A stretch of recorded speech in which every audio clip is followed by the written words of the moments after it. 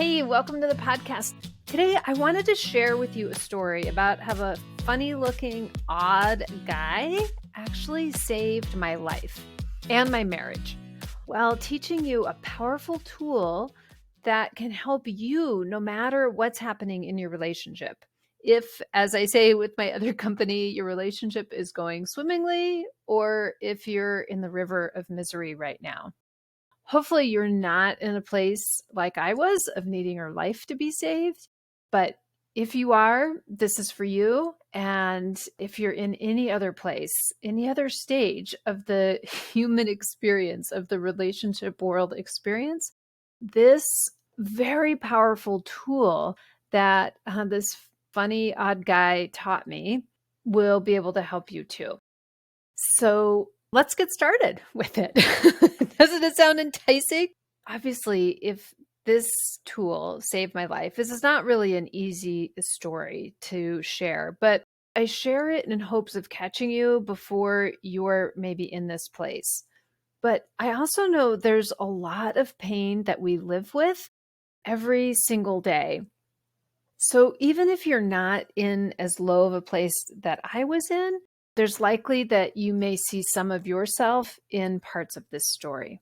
So this story really starts, as all good stories do, a long, long time ago.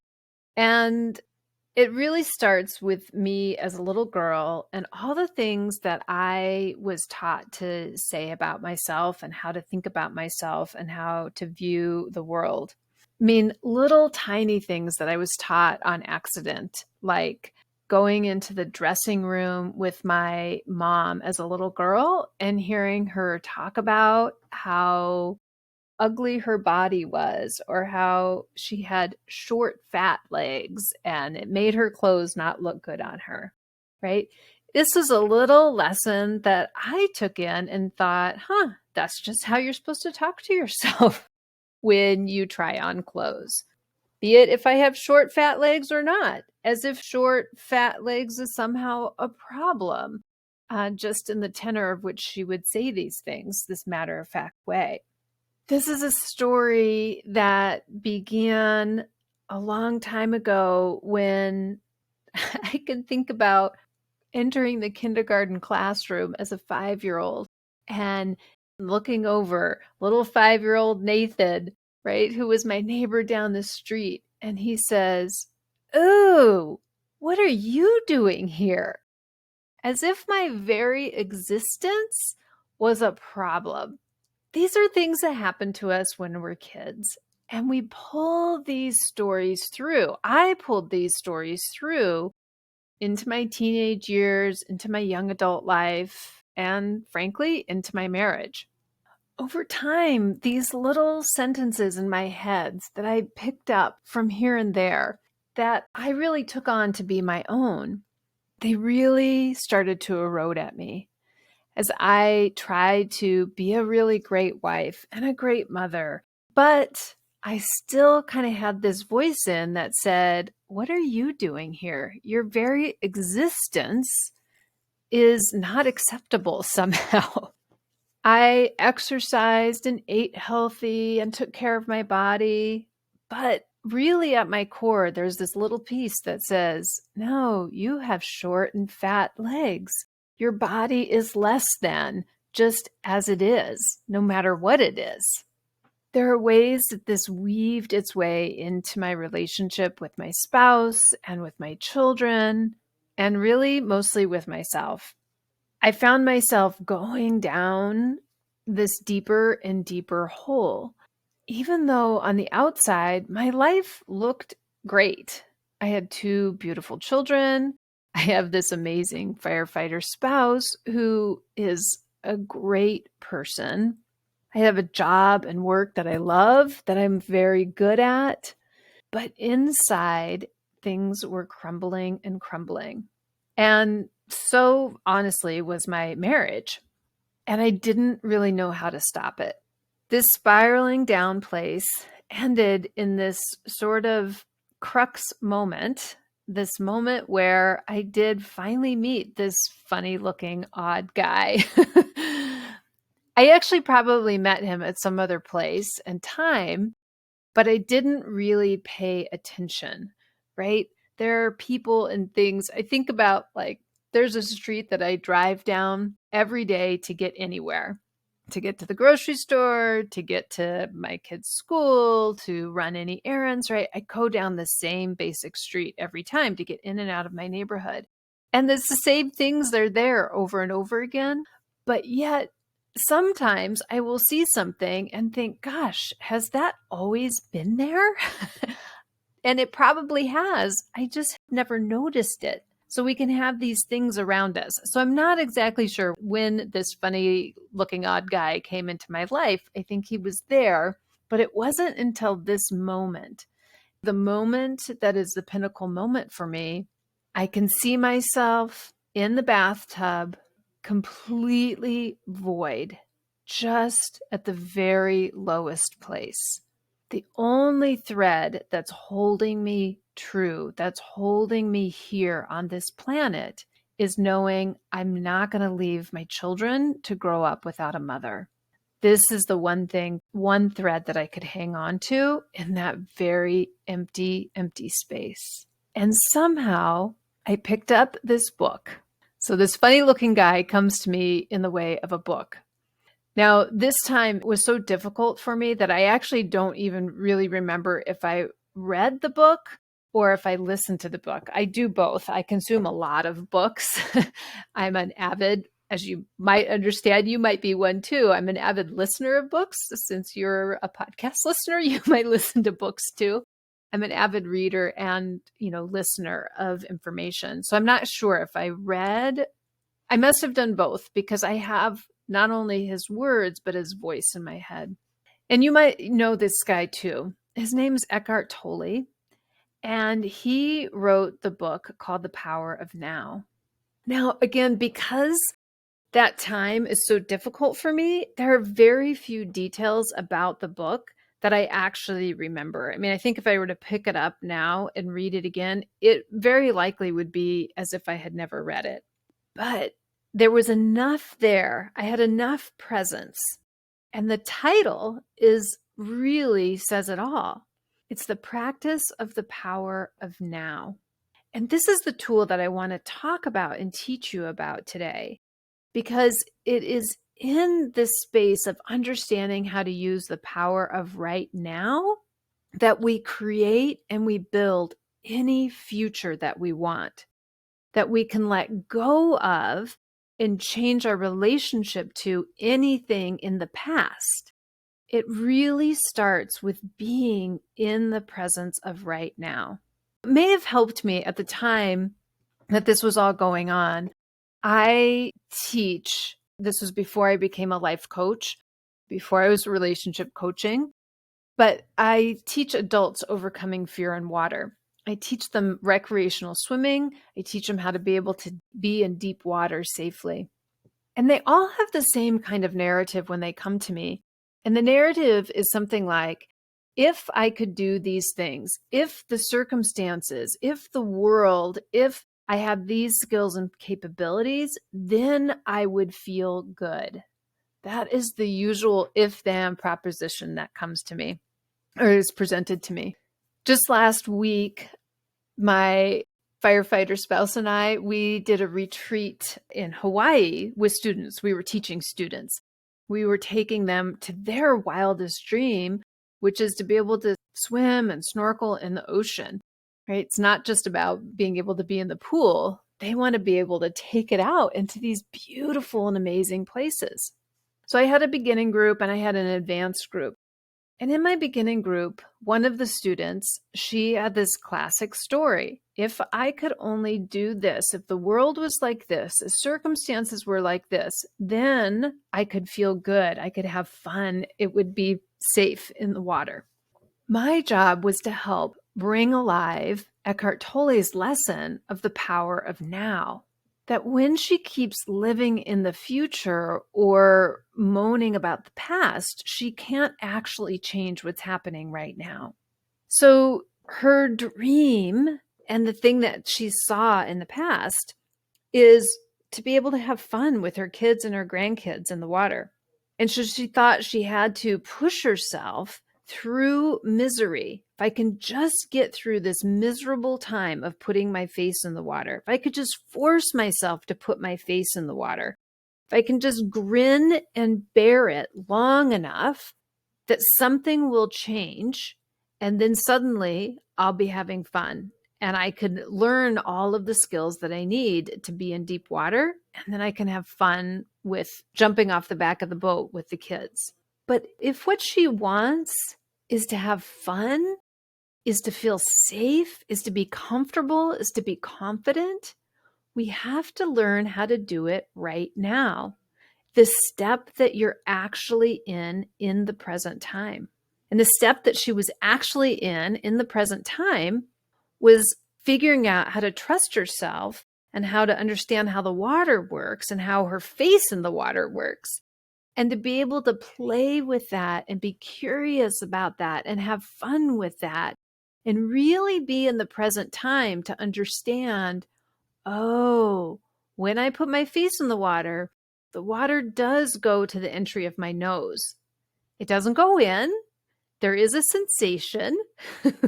There is some stuff happening. But when I stay really in the now, I can start to get the information that nothing is going wrong here. And nothing is going wrong here is a way better place than cringing and bearing and pushing through. We're not quite at fun yet, but we're in a better place.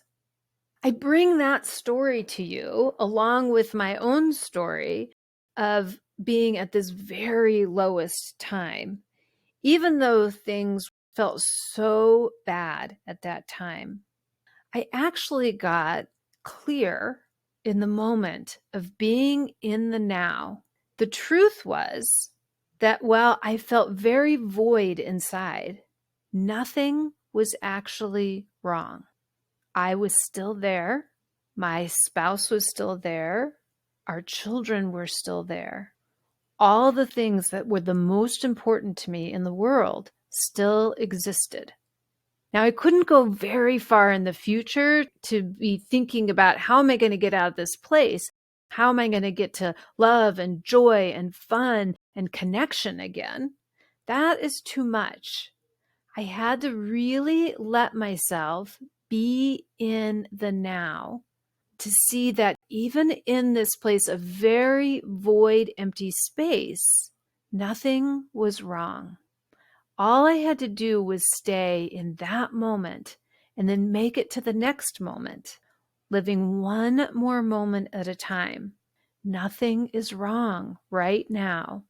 I can be in the presence of the feeling of void and nothing is wrong. It grounded me, it held me till I could start to shift one little step at a time. In the same way that I saw my swimming students shift one little step at a time. Whenever they get too hung up on this future place or the past place, that's when they would lose the now and think that something is going wrong. Whatever the pain is, whatever the void is, whatever the goodness is, it happens right now. And learning to be in the now is where we start to gain our power. That's where I gained my power. That's where I was able to shed the drama, shed all of the shoulds and regrets and could haves, and pushing myself or pushing my spouse, and just to be able to stay in the moment that, okay, we are all alive right now. This is good. We haven't actually gone anywhere. We aren't actually divorced or separated. That, is one possible future, right, that I was worried about. In this moment, we are not. That isn't happening right now. I don't need to be focused on that right now. I just have to focus on right now. We are both here in this together. He happened to be in his own pain as well. And there was a lot going on for him too, but we were side by side in it.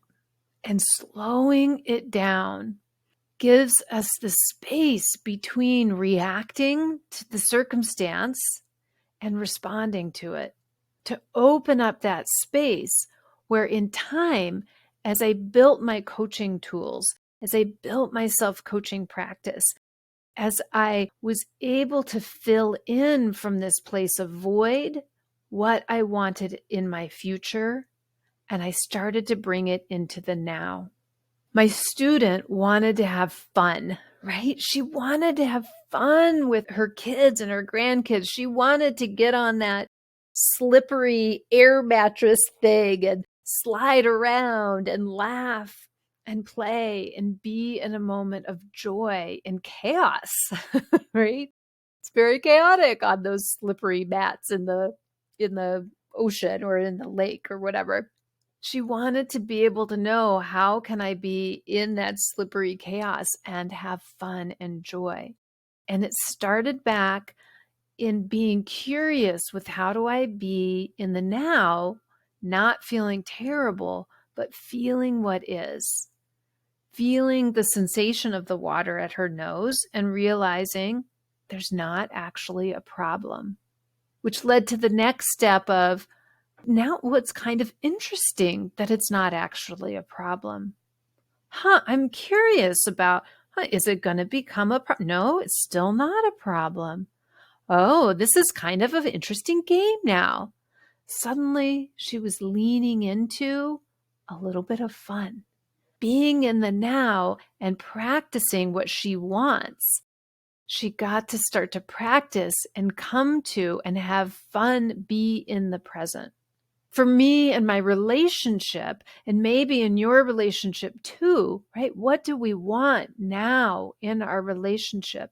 We can use our future thinking to dream about and be inspired in the way that she was, of what do I want in my relationship? I want love. I want connection. I want honesty. I want to have hard conversations. I don't want to be alone in it.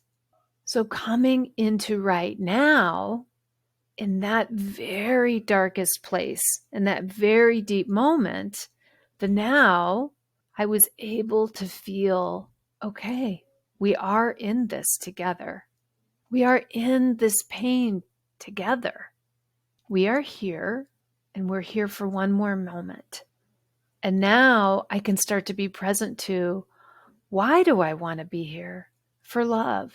And suddenly, like a tiny budding flower, there's space for a little bit of love for myself, a little bit of love for my husband, a little bit of love for our relationship. Slowing down, creating that space between the reaction and the response, giving space to insert what my dream future is. Connection and love. So my question to you is, what ways do you use going to the future or going to the past to take you out of right now, to take you out of feeling right now? Would you be willing to be curious about the present time, so you can start to cultivate it, so you can start to question all of the beliefs and all of the things that are going on, so you can start to create some space to put in what you want? But we can't create that space until we can allow ourselves just to be fully present in the power of now. Right now, I want you to know that I love you. There is love for you. There is love for your spouse. There is love for your relationship. Coaching is the most phenomenal tool I have found to help build, how do I create the life I want from the right now? How do I clear the space of all of the drama from the past and the worry about the future? If this is something that you would like help with, please let me know before you end up in that space like I did. Or even if you're there, there's enough love for you and your relationship to have all of the dreams that you want right now. All right, my friends, be committed, be present, show up with curiosity and love for yourself and for your spouse. And I look forward to hearing from you and to talking with you next time. Take really good care. Bye. Thanks so much for listening. Make sure you subscribe on your favorite podcast app so you can get every episode. And when you are ready to be in action, come find us. Facebook, Instagram, or our website. It's all the same name, relationshipsonfire.com. We've got that S on there. There's lots of us having relationships. So relationships with an S on fire.com. Thanks so much. Saying goodbye, your fire and water gal, Cori Myka. See you next time.